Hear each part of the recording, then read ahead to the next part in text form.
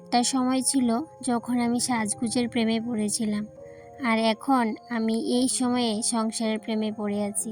কীভাবে যে সংসারটাকে সাজিয়ে গুছিয়ে পরিপাটি করে রাখবো, সারাদিন শুধু এই ভাবনাটাই মাথায়।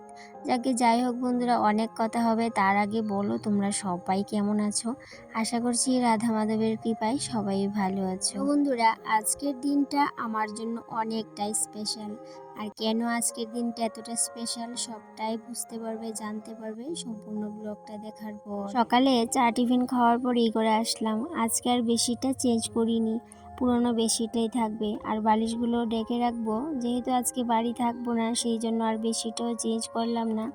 তবে হ্যাঁ, প্রত্যেক দিন সকালেই বেডশিটটাকে চেঞ্জ করি। আর যেহেতু বেডশিটটা সাদা, সেই জন্য কিন্তু রাতের বেলা আমি একদমই বিছানার মধ্যে বেডশিটটা রাখি না। রাতের বেলা যেহেতু এই ঘরে থাকা হয় না, আর ইঁদুরে এতটা যন্ত্রণা করে, সেই জন্য রাতের বেলায় বেডশিটটাকে তুলে নিই।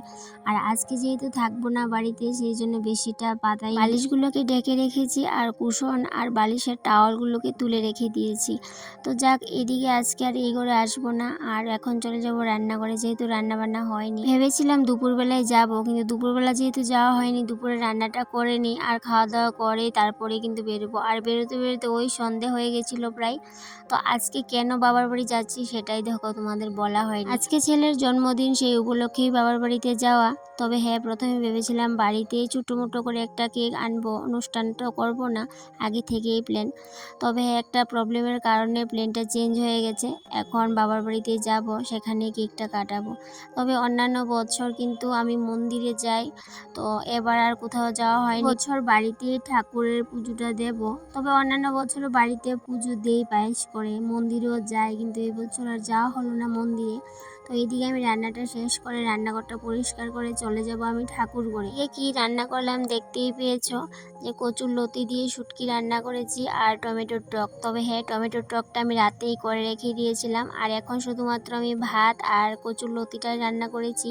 কচুর লতিটাও রাতের বেলায় কেটে রেখেছিলাম। তারপরে এদিকে রান্নাঘরে যা বাসন কুসন আছে সমস্ত কিছু ধুয়ে এখানে মেলে দিলাম বারান্দায়। তো বাসন কুসন শুকাতে থাক, আমি এদিকে স্নান করে পুজোটা দিয়ে দিই। গত কিছুদিন ধরে এত গরম দিয়েছে, আর আজকে থেকেই দেখো ওয়েদার পুরো চেঞ্জ হয়ে গেছে। আজকে থেকেই কিন্তু বৃষ্টির একটা ভাব হয়ে আছে।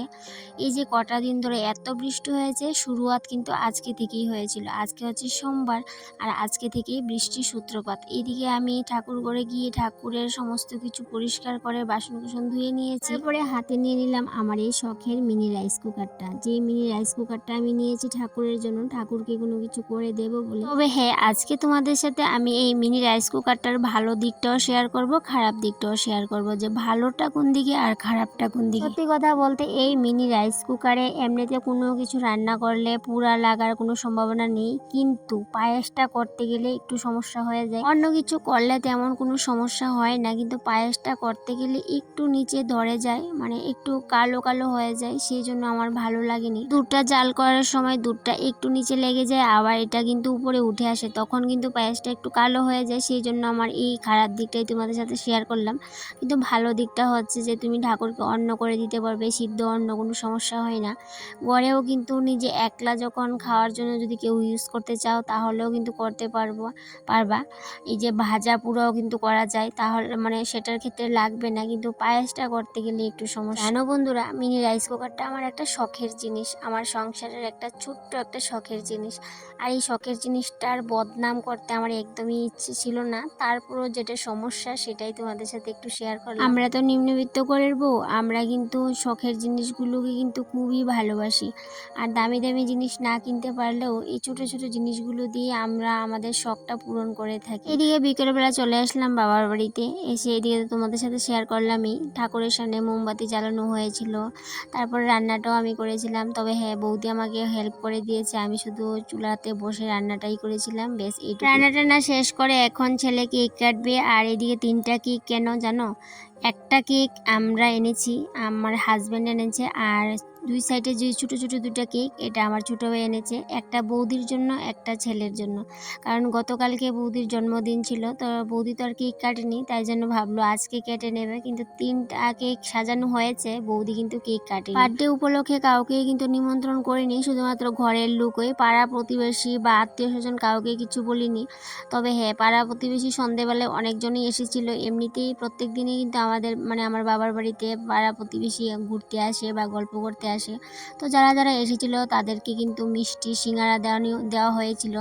তবে হ্যাঁ, কেকটা দেওয়া হয়নি, যেহেতু কেক কাটা হয়নি তখন। তো এখন তো আর ঘরে পাড়া প্রতিবেশী বা কেউ নেই, সেজন্য আমরা মিলেই কিন্তু এখানে আছি। বাড়িতে আজকে তেমন কেউ নেই, ছোট বোনও বাড়িতে নেই, ও গেছে বোনের বাড়িতে। আমরা মিলেই কেকটা কেটে নিয়েছি। গত বছর এমন দিনে আমার বাবাও ছিল, কিন্তু আজকে দেখো দুঃখের বিষয়, আজকে বাবা এখানে নেই।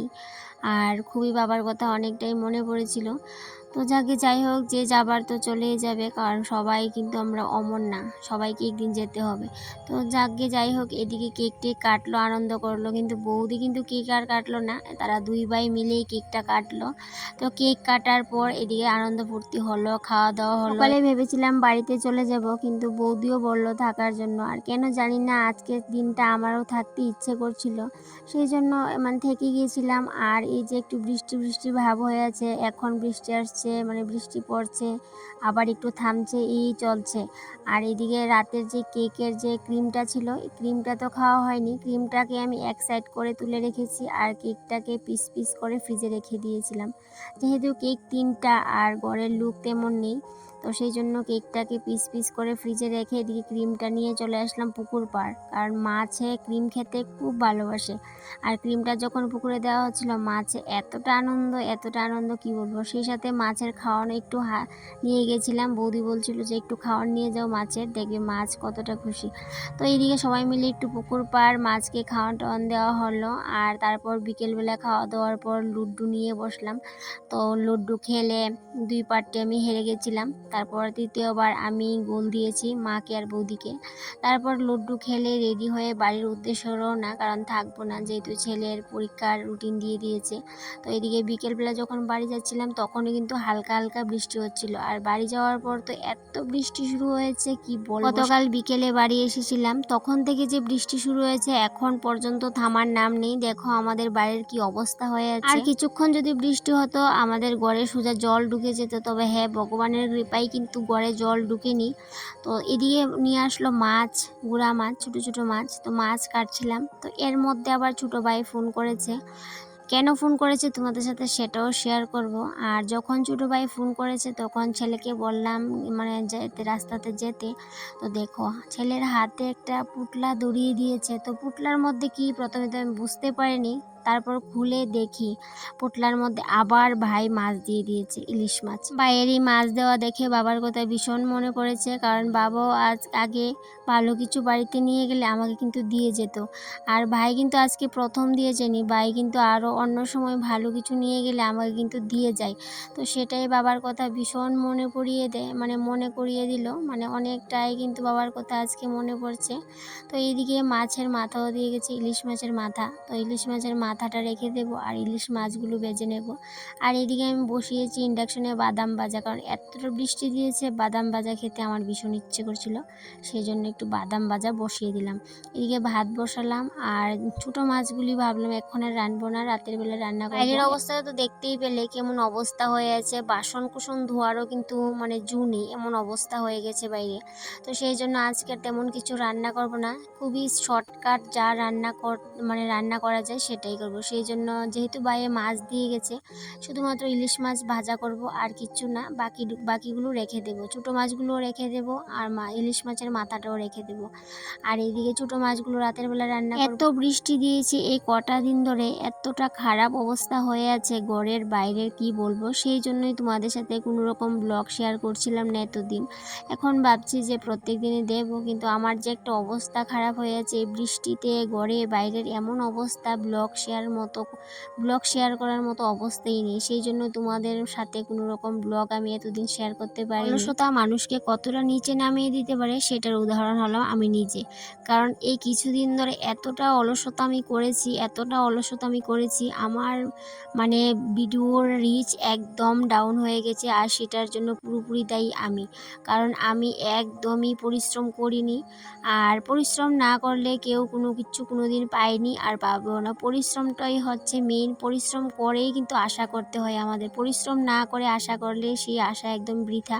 তো এই কটা দিন ধরে আমারও এমন অবস্থা হয়েছে, মানে ভিডিওর প্রতি কোনো ফোকাস নেই, কোনো নেশা নেই, কিচ্ছু নেই। কেন জানি না ভিডিওর প্রতি আমার কেন এতটা নেশা কমে গেছে। সেটার ফলস্বরূপ আমাকে ভগবান উপহার তো দিয়েছে, তোমরা তো সবাই জানোই। অনেকে তো বলো যে কেন আমার ভিডিওতে এতটা ভিউ কমে গেছে, তো সেটা সম্পূর্ণ আমি দোষী। কারণ আমি যেহেতু ফোকাস নেই ব্লগের প্রতি, সেই জন্য তো ভিডিও রিচ তো কমবেই। যাই হোক, ভগবানের চাইলে আবার সেটা তুলে নিতে পারবো। তো এদিকে রাতের রান্নাটাও করে নিলাম, ছোটো মাছগুলো রান্না করে নিয়েছি, আর এদিকে ছোটো মাছ অল্প ভাজা করেছি, যেটা ছেলে খেতে ভীষণ ভালোবাসে। তাহলে বন্ধুরা, আজকে এখান থেকে বিদায় নিয়ে নিচ্ছি। আবারও দেখা হবে তোমাদের সাথে পরবর্তী কোনো একটা ব্লগে। ততক্ষণে তোমরা ভালো থেকো, সুস্থ থেকো, আর এইভাবে আমার পাশে থেকো। টাটা।